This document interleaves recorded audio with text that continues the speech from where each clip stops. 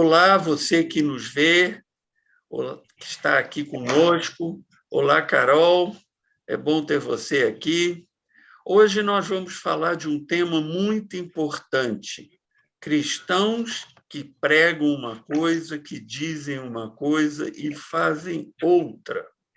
Esse é um tema muito importante, muito sério e tem muito impacto na vida da própria Igreja de Cristo. A igreja aí pensada como um todo, né? Como o povo de Deus.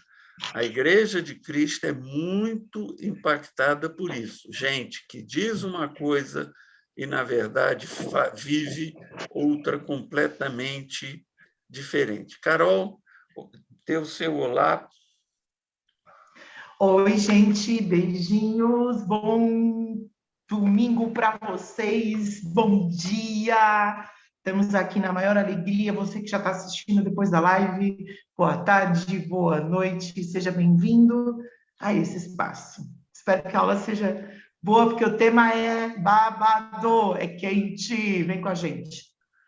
Ok, então antes de começar, solta a vinheta.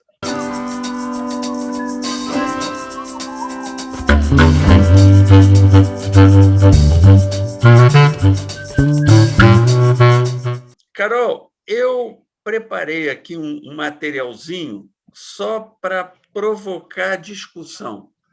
O material não tem as respostas, o material tem as perguntas, se é que eu posso falar dessa forma. Então,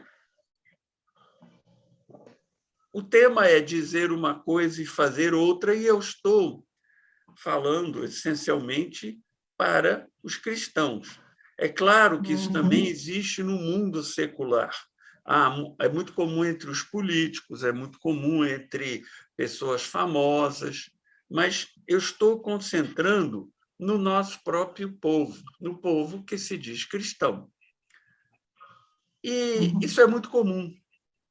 E o problema que eu vejo nisso, Carol, é que o cristianismo ele é muito cobrado quando isso acontece. Quando uma pessoa cristã proeminente, um líder religioso, um dirigente, é pego fazendo algo que contraria aquilo que o cristianismo prega, o cristianismo como um todo sofre. Aqueles que são contra o cristianismo, aqueles que não gostam do cristianismo, imediatamente acusam o cristianismo de hipócrita, o cristianismo de não seguir aquilo que está pregando e cobrar dos outros aquilo que não faz e assim por diante. E é interessante lembrar, Carol, que Jesus alertou sobre isso. Olha o que ele falou lá em Lucas 17, versículos 1 e 2. Ele estava falando para os seus seguidores, se referindo ao povo que o segue, digamos assim, o que hoje a gente chama de a igreja, não é? É inevitável que os escândalos venham, mas ai daquele por quem vierem. Melhor lhe fora que lhe pusessem ao pescoço uma mó de moinho e fosse lançado ao mar, do que fazer tropeçar um desses pequenos. Carol, você sabe o tamanho de uma mó de moinho? Ah, meio pesadinho, Vinícius. Amarrar uma mó de moinho e pular no oceano, no mar, o que você acha que vai acontecer? Ah, por mais gordo que a pessoa seja, a mó vai vencer o peso da água e o peso do corpo. Vai afundar. Se não quebrar E o não volta, pescoço, né? se não quebrar o pescoço com o peso da Não mão. quebrar Olha o o que pescoço. Jesus falou. Os escândalos vão surgir no meio do cristianismo, mas ai daquele que trouxer o escândalo. Seria melhor que ele amarrasse uma pedra pesada no pescoço e pulasse no mar, do que fazer isso. Olha que palavra dura, Carol.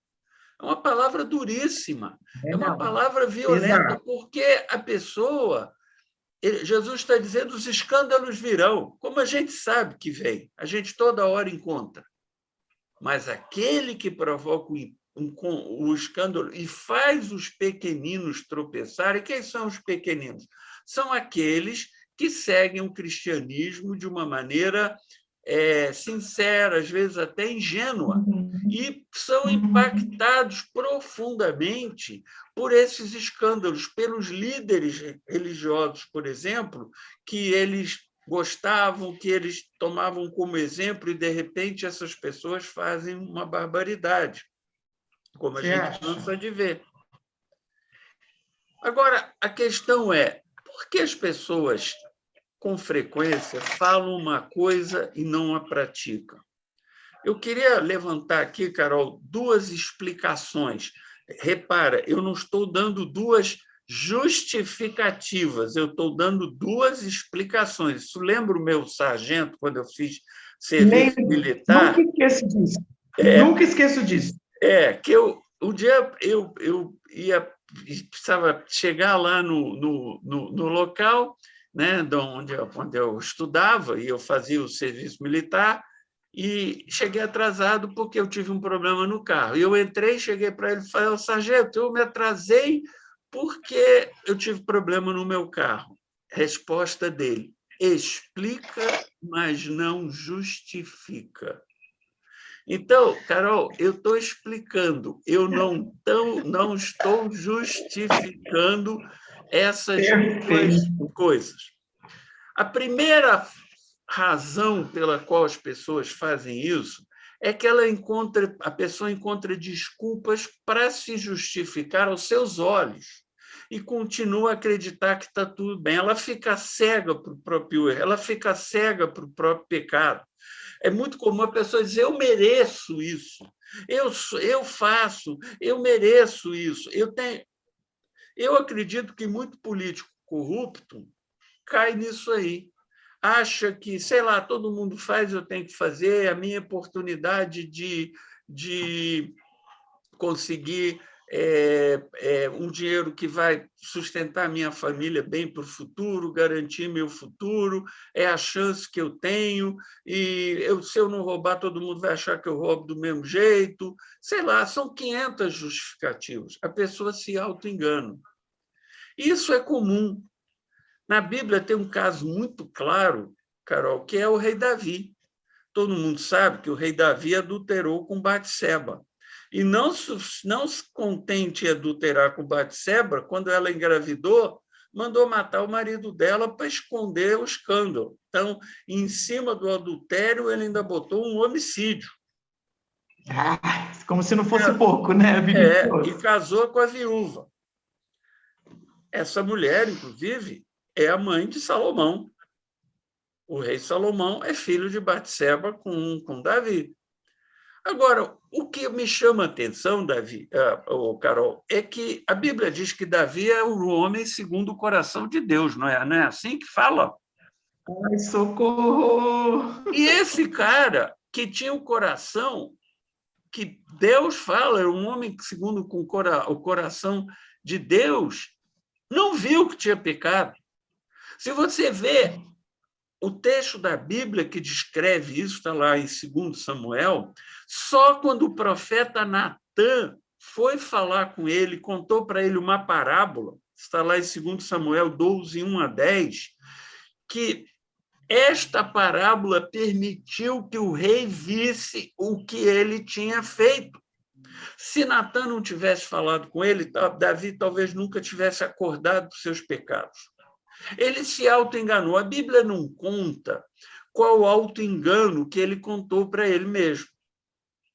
Mas, claramente, ele se auto-enganou. Ele contou alguma coisa para ele mesmo que fez com que ele ficasse em paz com o que ele tinha feito, até que o profeta foi lá falar com ele. E Deus o puniu. Isso é outra história, que vem mais adiante. Esse rolê mental do Davi foi grande, né, Vinícius? Pois é. Porque, tipo, você adultera, você mata o amigo, aí o cara consegue se convencer de que o que ele fez é ok. Ué. Mas Cara, a gente cansa de ver isso aí, né, Carol? A gente vê isso não, dentro mas das igrejas. A não, gente tudo bem, vê. mas Eu, esse nível eu, aí do Davi eu é tive o uma início da vez, psicopatia, né? Carol, a seguinte, atendi uma pessoa no site que tinha a seguinte coisa: ela era uma moça jovem, tinha acabado de se converter e começou a ajudar na igreja. E ali ajuda o pastor, acabaram se envolvendo, tiveram um caso. Sabe o que o pastor disse para ela? Que ela era Ah, a tentação que Satanás tinha colocado no caminho dele para ele pecar. meu, não, não. Desesperada. Olha, ela Nossa, errou, que claro que ele mulher. errou, mas muito mais errou o pastor, porque, primeiro, ela era jovem na fé, segundo, um pastor é um pastor, tem votos, tem outro grau de comprometimento com a fé. E ele se enganou e disse que a culpa era dela.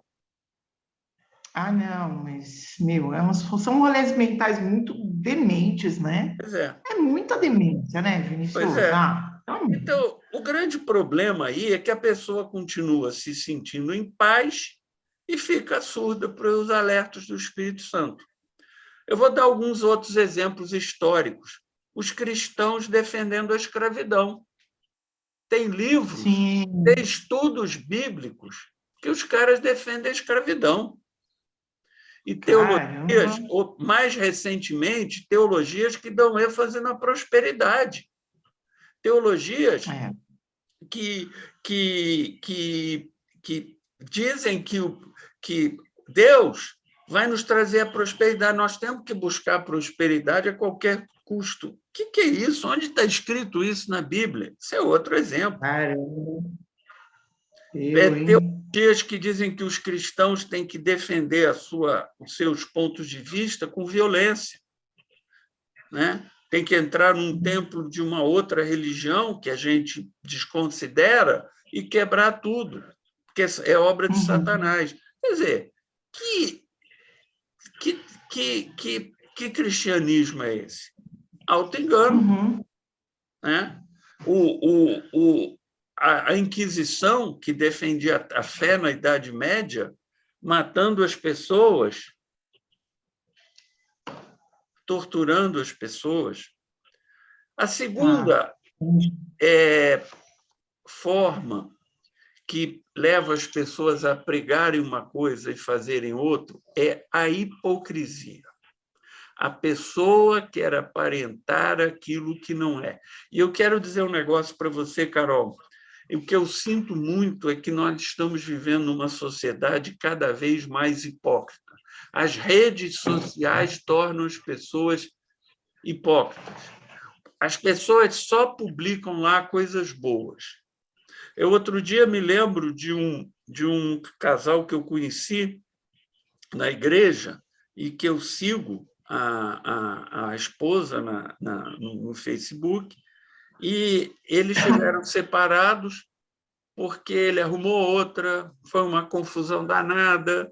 No final, ele voltou a se reconciliaram e tal. E aí, era o Dia dos Namorados, ela publicou um negócio lá que não faz o menor sentido para quem conhece a história do casal. Você sempre que foi o meu apoio, que você foi isso. O cara foi viver com outra, largou ela numa situação difícil. Que história é essa? Você sempre foi. Isso é hipocrisia pura. A pessoa quer aparentar aquilo que não é. Né?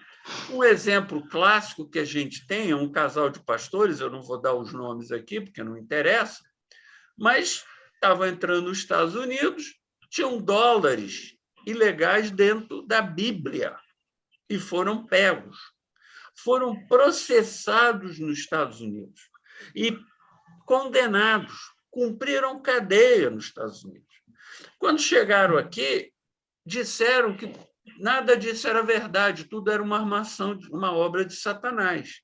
E as pessoas ingênuas que não conhecem inglês, que não têm acesso a essas informações, acreditaram. Eu mesmo tive a oportunidade de discutir com um membro da igreja desse casal de pastores, que defendia ferrenhamente que tinha sido uma armação móvel de Satanás, quando os caras confessaram. Lá. Aqui no Brasil, não. Hipocrisia era um problema muito sério na época de Jesus. Os fariseus eram muito hipócritas. Os fariseus queriam que as pessoas seguissem a lei, mas o que importava não era cumprir o espírito da lei, cumprir os mandamentos, e sim a aparência dos mandamentos. E aí, lá em Mateus 23, 27 a 28, Jesus fez uma advertência seríssima. Olha o que ele disse. Ai de vós, escribas e fariseus hipócritas. A gente pode tirar as palavras escriba e fariseus e ler assim: ai de vós, hipócritas. Vocês que são hipócritas. Sois semelhantes a sepulcros caiados, que por fora parecem formosos, mas interiormente estão cheios de ossos de mortos e de toda a imundícia. Assim também vós exteriormente pareceis justos aos homens, mas interiormente estáis cheios de hipocrisia e de iniquidade. Tem hipocrisia dentro das igrejas cristãs, Carol? Só na Groenlândia. Não é mole. A gente entra dentro da igreja e vê hipocrisia rolando o tempo todo. Agora, é interessante aqui que eu queria comentar com você, Carol, o seguinte: há um ditado que diz assim: não é possível enganar todo mundo todo o tempo. Isso é uma grande verdade. Você não pode enganar todo mundo todo o tempo. Mas isso quer dizer que você pode enganar muitos por algum tempo, ou poucos por muito tempo. Sim. Hipocrisia, infelizmente, funciona. Dá resultado. Então, as pessoas apelam para isso. Elas criam uma máscara, uma capa, que faz com que elas pareçam aquilo que elas não são. Então, elas pregam um negócio e fazem outro. E Jesus foi duríssimo com os hipócritas. Se há alguém com quem Jesus foi duro na Bíblia, foi com os hipócritas.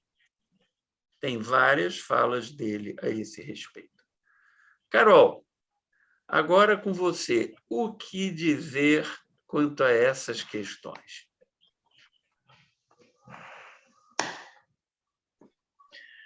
Eu acho, Vi, e você que está assistindo a gente hoje, a gente está sendo confrontado hoje com uma situação muito séria. Porque, assim, tecnicamente, na hora que o sujeito se converte e na hora que a gente aceita Jesus como Salvador das nossas vidas, a hipocrisia tinha que, passar de lado. Então, você fala assim: vou acabar com a minha vida dupla, vou acabar de contar minhas mentirinhas, vou parar de manipular pessoas, né? Não dá. Eu acho, Vinícius, que, assim, tecnicamente falando, o estilo de vida que a gente decidiu seguir aceitando a Jesus não combina com esses rolês mentais autoexplicativos de vida dupla, de justificativa de mentira, de manipulação, né? Só que, assim, eu acho que tecnicamente é um bom discurso. Mas eu acho, Vinícius, que tem gente, como o rei Davi, que precisa ser confrontado por alguém que está de fora e chega para você e diz assim: ó, Vinícius, esse estilo de vida que você está levando não está legal, não está fazendo o menor sentido, o que você fez foi errado. Eu acho que a gente precisa ter essas pessoas na vida. Tem gente que precisa ter uma pessoa dessa na vida, porque não consegue enxergar o próprio erro. E tem mais, o que na igreja tem muito é que tem pessoas que estão vivendo esse estilo de vida do rei Davi e tem facilidade de ver o erro na vida de outras pessoas. Isso. Então, são pessoas É que pior julgam, ainda. É que é pior pior ainda. ainda, Pior né? ainda. Precisamos ter pessoas que nos confrontem, que nos exortem, que nos lembrem o que a palavra diz.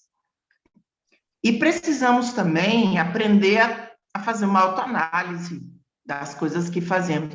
Agora, Vinícius, vem cá. Você estava falando, eu estava pensando, você acha que a hipocrisia, ela é totalmente uma questão de decisão, ou você acha que tem doença emocional e psiquiátrica que leva também a isso? É uma boa pergunta. Eu acho, Carol, que não há dúvida que existe um processo de decisão. Mas também não há dúvida que a pressão da sociedade, a forma como a sociedade hoje está constituída, muitas vezes isso adoece as pessoas. A gente vê isso com muita clareza entre os jovens, entre os mais jovens, que para quem as redes sociais são uma coisa extraordinária. Eu vivo sem rede social. Rede social, para mim, é importante o WhatsApp para mandar mensagem, né, para as pessoas e o trabalho que a gente faz. Mas ter coisas minhas publicadas na rede social, etc., para mim não tem a menor importância. Mas eu sou de outro tempo, eu sou de outra época. Para os jovens de hoje, estar no, sei lá, no Instagram, publicar coisas, ter seguidores, as pessoas gostam, é uma coisa importante, porque tem pessoas que ficam o tempo inteiro documentando o que fazem na vida. Cada passo que elas dão, elas botam alguma coisa no Instagram. Não é? Então, isso é uma doença. Eu não tenho dúvida que isso é uma doença. E essa doença faz com que a tendência da hipocrisia aumente, embora a tendência da hipocrisia é uma tendência humana. A gente tem essa tendência. Então, aquelas mentirinhas que a gente conta, mentirinhas chamadas que não fazem mal, que não tem problema. Ah, cheguei atrasado. Ih, peguei um trânsito horrível. Pegou nada, você saiu atrasado. Só que você não quer passar a imagem do irresponsável que saiu atrasado. Então, você bota a culpa no trânsito. Aqui em São Paulo é fácil botar a culpa no trânsito, porque sempre tem trânsito. Isso é uma hipocrisia que leva você a mentir para você manter uma imagem boa. Quem é aquele que vai dizer que nunca fez isso? Né? A gente aprende, com o tempo, com a maturidade espiritual, a lutar contra essas tendências e não querer ir por esses caminhos. Mas existe uma pressão da sociedade nessa direção. Então, eu acho que você tem razão, existe a decisão, a tendência para o pecado, chamemos assim, que é uma coisa que a Bíblia fala, mas também existe um adoecimento geral, se é que a gente pode chamar de uma culpa coletiva, né? Isso aí tem gente que tem esse caminho, existe uma culpa coletiva que faz com que a sociedade valorize a aparência, valorize por demais aquilo que, às vezes, não tem fundamento. Então, isso incentiva as pessoas ou traz maiores recompensas para quem é hipócrita. Porque a hipocrisia compensa, como eu disse.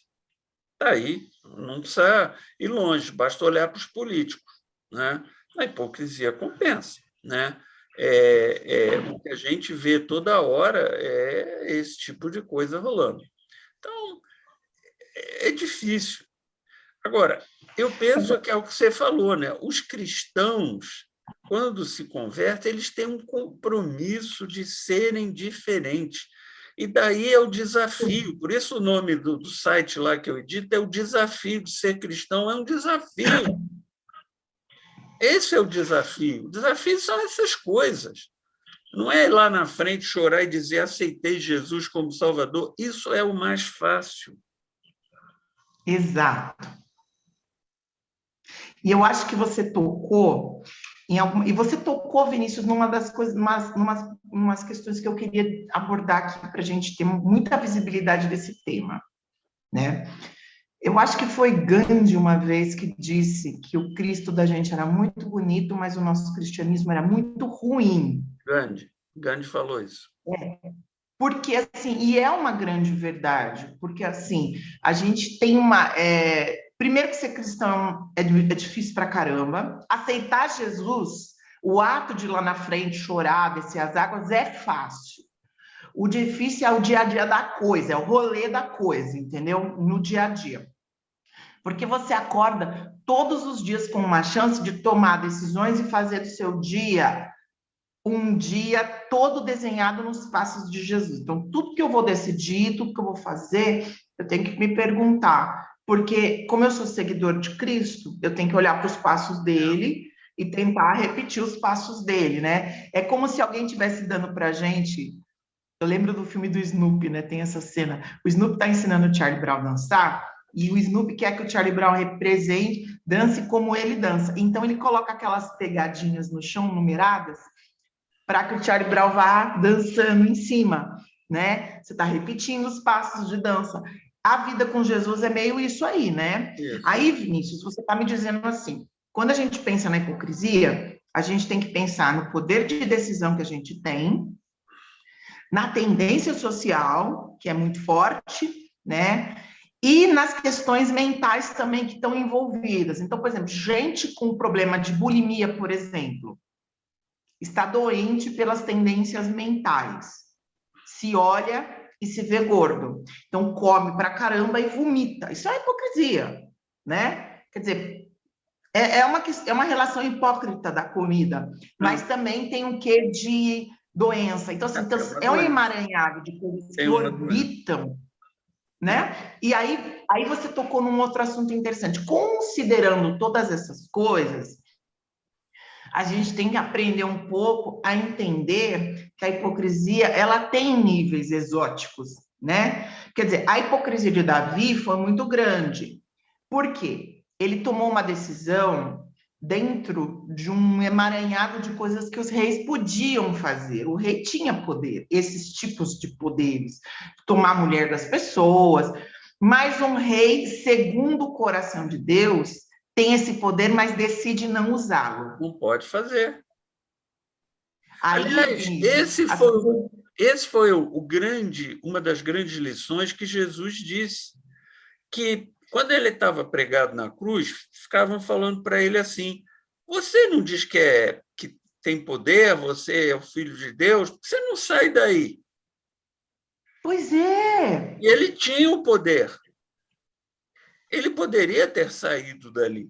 Ele tinha este poder, mas ele não usou o poder, porque o poder não era para ser usado naquelas condições. Exatamente. É a mesma coisa, Davi tinha o poder, tanto tinha que fez, mas não podia ter usado o poder desta forma.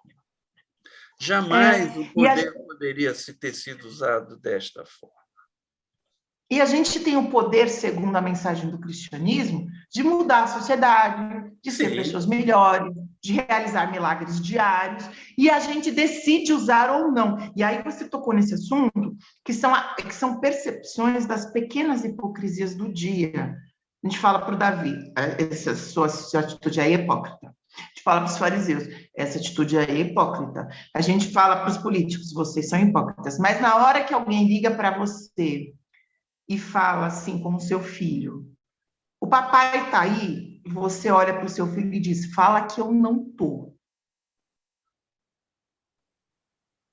Estou mentindo.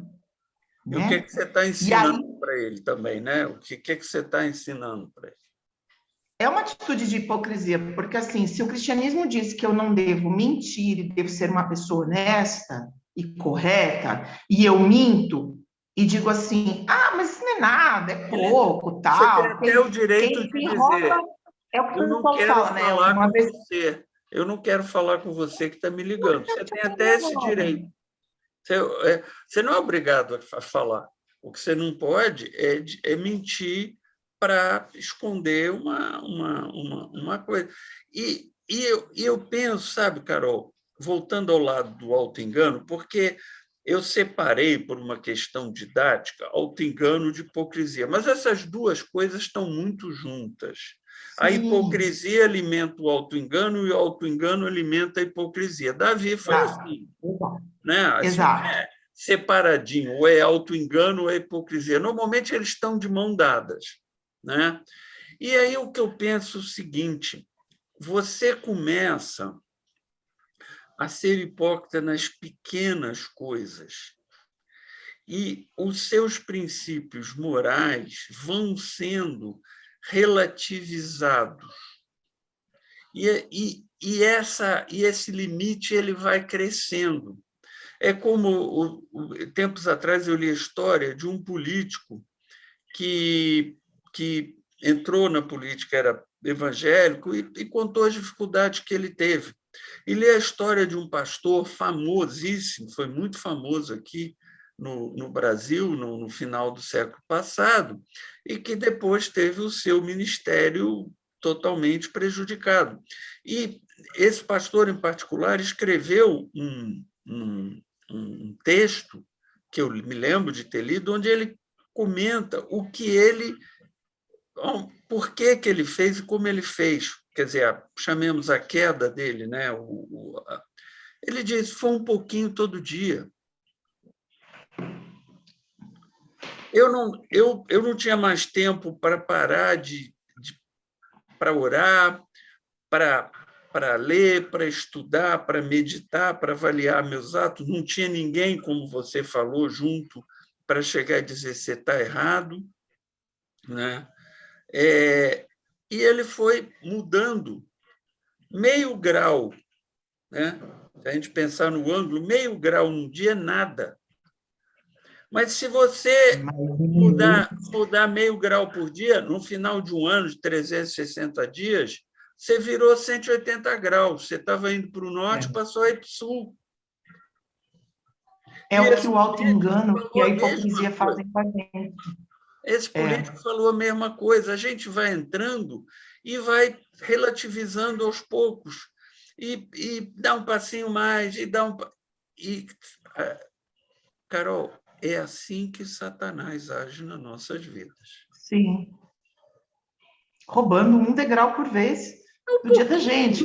Não faz mal, você merece, não tem mal nenhum, isso aí não tem problema. E vai mais um pouco, vai mais um pouco. E a gente você já foi muito. E a gente está aqui para alertar você, que está aqui com a gente, e até para alertar nós mesmos, né, eu e Vinícius, que a gente precisa se olhar no espelho, aceitar as limitações, dizer para o espelho assim: eu me engano, eu conto mentiras para mim mesmo, eu erro o tempo todo, eu não admito os meus erros, eu preciso ter uma pessoa por perto que me ajude a tomar decisões melhores. Eu preciso parar de mentir e preciso parar de roubar, de enganar, de manipular, porque quando eu faço isso, e aí construo, né? Mas eu não estou manipulando. As pessoas fazem uns rolês mentais muito estranhos, né, Vinícius? Estava conversando com um amigo meu esses dias, que é cristão e que falou para mim que tem que ensinar de internet gato. Aqui no Brasil, para quem está em outro país aí assistindo a gente, o sinal de internet gato é uma metáfora, é um jeito da gente chamar sinal, produtos que as pessoas compram que são pirateados, né? Então, quando ele usa internet pirateada, quer dizer que outra pessoa está pagando pelo serviço, né? Então, quando ele me contou, eu com todo carinho falei assim: cara, mas você é cliente, você está roubando sinal de outra pessoa, você está fazendo outra pessoa pagar o serviço por você, você está se beneficiando com algo ilícito, outra pessoa, você está punindo outra pessoa, que outra pessoa paga o serviço, funcionários dentro da empresa deixam de receber. Aí a pessoa faz uma explicação assim: não, mas essas empresas são muito ricas, eles já têm uma porcentagem de sinais que são roubados para serem cobertos por seguro. E outra coisa que eu vou te dizer, né? Outra coisa que eu vou te falar: quem rouba mesmo é político que rouba milhões. Pois é. Aí eu falei, isso aí é hipocrisia e auto-engano, que roubo é roubo, Gente, ilícito é ilícito, eu, cristão não rouba e não mente. eu queria que Não você, importa o quê. eu queria que você que está nos ouvindo aqui entendesse que nem eu, que nem a Carol, estamos dizendo que nós somos isentos disso que nós estamos falando. Nós lutamos Sim. contra essas tendências diariamente. Talvez o que a gente possa dizer em nosso benefício nós talvez estamos um pouco mais conscientes de que essas questões existem e que precisamos lutar com elas. Mas não quer dizer que a gente não cometa esses equívocos, que a gente não cometa Opa, esses erros. Se claro. Davi, que era um homem segundo o coração de Deus, que é um homem capaz de escrever o Salmo 23, o Senhor é meu pastor, nada me faltará. Um salmo lindo, talvez o salmo mais famoso da Bíblia. Um homem que tem essa capacidade foi passível de fazer o que ele fez com Batseba, né?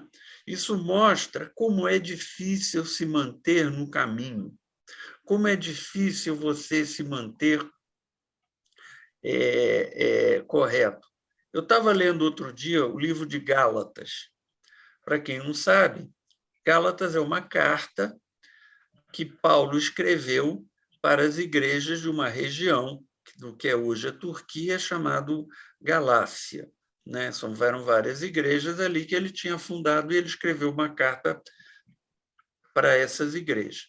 E lá ele conta que aconteceu a seguinte situação.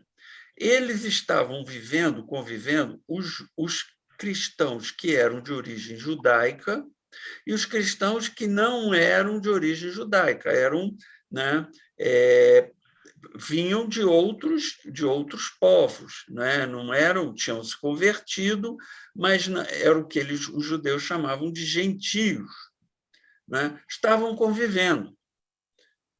E Paulo não exigia dos gentios que se circuncidassem, que seguissem determinados hábitos, etc. E eles estavam lá, todos reunidos, convivendo bem. E aí Pedro estava lá com eles e estava também convivendo bem. Aí chegam uns caras que vieram da igreja de Jerusalém, de Tiago, irmão de Jesus, que era o principal líder da igreja de Jerusalém, que tinham uma visão diferente, que o cristão tinha que seguir a lei judaica para poder ser cristão. E chegam lá, começam a fazer fofoca. Pedro, o apóstolo Pedro, para de comer com os cristãos gentios, porque ficou com receio do que os cristãos chamados judaizantes, esses que defendiam que tinha que se circuncidar, iam pensar. E Paulo foi de dedo no nariz de Pedro. Para com isso, você está sendo hipócrita, está escrito na carta aos Gálatas, está na Bíblia. Uhum. Isso é Pedro. E não é Pedro lá, quando Jesus estava neste mundo, que não estava convertido. Não, isso é Pedro, sei lá, 30 anos depois da conversão de Jesus, da morte e ressurreição de Jesus. E Pedro fez isso. E podia ter atrapalhado um monte de gente. Não é? Porque o cristianismo não teria crescido e se desenvolvido se a exigência de se circuncidar, de seguir todas aquelas leis judaicas tivesse sido mantida. Parece Então, que não faz sentido, né? É um rolê Paulo, mental que não faz sentido, né, mas Vinícius? Pedro tinha tido a famosa experiência com Cornélio, quando ele viu o Espírito Santo chegar para a família de um oficial romano, né? E eles foram cheios do Espírito Santo antes até de serem batizados. Está lá no começo do livro de Atos. Quer dizer, Pedro já tinha tido essa experiência, que não existia esta ligação entre o Espírito Santo e o seguir as leis de comportamento judaicos. Então, esses somos nós. Eu, às vezes, fico me perguntando o que passava pela cabeça dos cristãos que defenderam a escravidão com estudos bíblicos, com versículos. A coisa é louca, viu? A coisa é louca, porque é um raciocínio tão natural para esse povo, né? Hoje a gente fica chocado com isso, Vinícius, mas a tradição cristã achava isso muito natural e muito certa. Pois é. O muito que aqueles esquisito. caras que comandaram a Inquisição e torturavam pessoas, convertiam judeus e outros mais à força ao cristianismo, quem passava na cabeça dessas pessoas? Tem um prazer, eu acho, sabe, Vinícius? É, Eu acho que rola um prazer. É um prazer no sofrimento, é um prazer na manipulação, tem um prazer econômico, quer dizer, a escravidão trouxe benefícios para sem a gente dúvida, muito importantes, fez né? muitas Aí fortunas. eu queria te falar sobre isso, Vinícius. Enquanto você estava falando sobre o auto-engano e a hipocrisia, eu estava pensando que mentalmente falando e organicamente falando, quer dizer, sobre as ações do corpo, a hipocrisia e o auto-engano, eles criam uma demanda de prazer e de conforto ao corpo, né? Não sei se você concorda com isso. Aí eu trouxe uma parábola. Posso contar? Pode. Olha só. Sobre isso. Depois você comenta se tem a ver. Certo dia, a mentira e a verdade se encontraram. Bom dia, dona Verdade, disse a mentira. A verdade foi ver se realmente era um bom dia. Olhou para o alto, não viu nuvens de chuva, vários pássaros cantando e percebeu: a mentira está certa. Realmente era um bom dia. E aí respondeu para a mentira: bom dia, dona Mentira. Realmente é um bom dia. A mentira disse para a verdade: tá calor hoje, né? A verdade percebeu que realmente estava quente, então relaxou e concordou. Está calor hoje mesmo. Aí a mentira olhou para a verdade e disse assim: vamos tomar um banho de rio? E assim tirou suas roupas e pulou na água. Virou para a verdade e disse: venha, dona Verdade, a água está gostosa. A verdade, sem duvidar, porque a mentira já tinha a convencido, recusou-se, pulou na água, retirando suas vestes, sem pestanejar. Imediatamente, a mentira saiu da água, vestiu-se com as roupas da verdade e foi embora. A verdade saiu nua da água e se recusou a se vestir com as roupas da mentira, porque não tinha do que se envergonhar e andou nua pela cidade. As pessoas se assustaram com a verdade nua, porque é mais fácil e prazeroso aceitar a mentira vestida de verdade do que a verdade nua. Perfeito. É uma parábola maravilhosa. É uma Você já parábola tinha ouvido? não tinha ouvido e é maravilhosa, extremamente apropriada. Eu acho que é exatamente isso. Essa é a luta. E que eu acho, a mensagem que eu gostaria de passar para quem está nos ouvindo, primeiro, não é apontar o dedo para você que está nos ouvindo e dizer que você é isso ou que é aquilo, porque somos todos. Nunca foi isso. Somos, Nunca foi isso. somos todos. O nosso objetivo aqui é fazer com que você enxergue esta verdade. Que verdade que é? Nós temos esta tendência a nos autoenganar e a sermos hipócritas. É uma tendência que a gente tem. A sociedade trabalha nesse sentido, a sociedade nos empurra nesse sentido, e a gente tem uma tendência natural, que é do ser humano, a ir nesta direção. Então, acorde para isso. fique atento aos sinais em você mesmo. Não quer dizer que você vai acertar sempre, não quer dizer que você não vai cometer seus erros, seus equívocos, etc. E se você cometer, a Bíblia nos diz, nos ensina, que a gente se arrepende, pede perdão a Deus e Deus perdoa. É isso que está na Bíblia. Mas você precisa reconhecer que você cometeu o equívoco. Então, tudo que nós estamos falando aqui tem muito mais a ver com um alerta, uma coisa para acordar você para esse perigo que ronda a vida da gente. Por quê? Porque se a gente não enxerga isso que está acontecendo, a gente pode ir entrando neste caminho ruim e ter um resultado muito ruim ao final. Então, fique atento. Saiba que isso acontece. A Bíblia fala sobre isso. Jesus alertou para isso. E entenda também uma coisa: nós, como cristãos, temos responsabilidade pelo testemunho que damos. O cristianismo é avaliado por aquilo que os seus seguidores fazem. Quando a gente vê um terrorista que vai lá e se explode, mata um monte de gente, a gente olha e diz assim: nossa, que religião é essa que defende que uma pessoa vá lá e mate inocentes, etc. A gente avalia a religião pelo ato daquele terrorista, a gente faz isso. A mesma coisa acontece com aqueles que olham para os cristãos. Se o político se diz cristão, vai para o Congresso e rouba, nossa.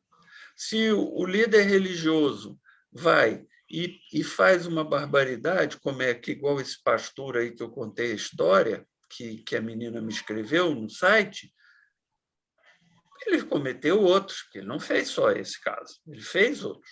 E esse cara, que testemunho que ele está dando? Alguém vai ver e vai dizer: nossa, isso é pastor metodista, não metodista, aliás, ele nem era metodista, isso é pastor, né? Eles são assim, né? Duas caras.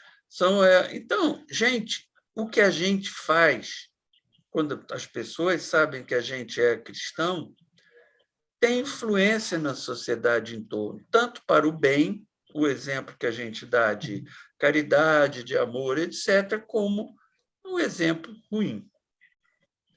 Agora, Carol, nós estamos chegando ao final, mas agora eu quero fazer uma pergunta mais difícil para você. Imagina a seguinte situação. Tem uma senhora que eu conheço, é um exemplo, não estou dizendo que é um caso real, é um exemplo, é uma pequena parábola. Eu tenho uma senhora, digamos, que eu conheço, que, coitada, ela tem uma grande tendência para engordar.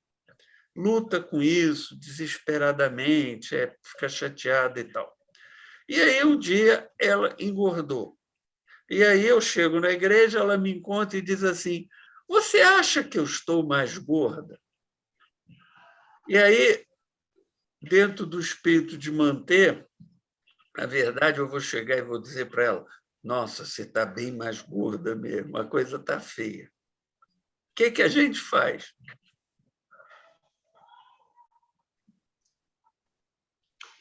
Olha, eu não pergunto esse tipo de coisa para qualquer pessoa.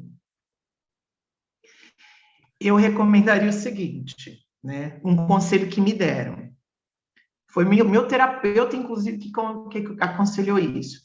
Não pergunte se você engordou para todo mundo, porque as pessoas vão dizer. E você pode ter elogios por medo de te magoar ou verdades que vão te fazer chorar. No seu caso, Vinícius, eu diria assim, minha irmã, nós não temos intimidade para falar desse assunto. Você quer que eu diga a verdade? Pô, só de dizer isso, você já respondeu, né, Carol? Porque assim, eu vou me... Só de responder isso, só de perguntar isso, você já disse é verdade. Pois é, agora sim, eu já perguntei isso para amigos muito próximos e eles me disseram: você engordou. Isso não. me fez. Ou não, mas assim, é um tipo de pergunta que eu acho que as mulheres, se tem mulheres aqui ouvindo, é um tipo de pergunta, mulheres, que eu recomendo que vocês façam, que a maioria das mulheres é que pergunta esse tipo de coisa, né? Eu recomendo que vocês façam esse tipo de pergunta a pessoas que vocês amam, que estão na sua intimidade. Porque no cristianismo não pode mentir. E, Aí, então, se a pessoa for uma pessoa. Não é, Vinícius? mas tem Não é uma uma saia coisa, justa? mas tem uma coisa a mais. Se você vai perguntar isso para alguém, você não pode ficar chateado com a resposta. Exato! Então, é melhor não perguntar. Se você não quer ouvir a resposta, não pergunte. Não pergunte. Por isso, Porque a por isso que eu, resposta pode não ser a que você quer. Exato, por isso que eu insisto que na vida da gente tem pessoas como Natan tem na vida, Davi tinha Natan, né? Eu tenho um grupo de pessoas que são meus amigos, que eu posso perguntar qualquer coisa, porque eles vão responder com sinceridade. E aí, eu tenho que me virar com essa sinceridade. Então, eu não pego o microfone da igreja e pergunto, igreja, vocês acham que eu engordei? Levanta a mão quem acha. Não é Pô, bom. é uma Você acha disposição, que o meu né? sermão foi bom? Você acha, igreja, Eu acabou não o sermão, vejo. você acha que o meu sermão hoje foi bom? Né?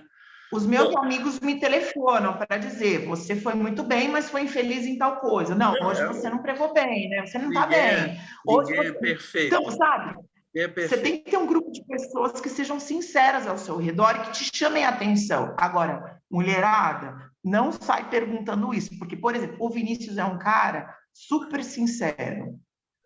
Ele vai te lascar. Eu só vou avisar isso para vocês, tá bom? Se vocês Não, não querem ser chamadas de vou gorda, assim, eu falar, não te engordou. vou falar com cuidado, pode deixar. Vou falar sem, tentando não ferir o Responda. sentimento. Gente, não mintam, mas quando a pergunta for uma saia justa, sejam criativos para ter cuidado com as pessoas, por favor.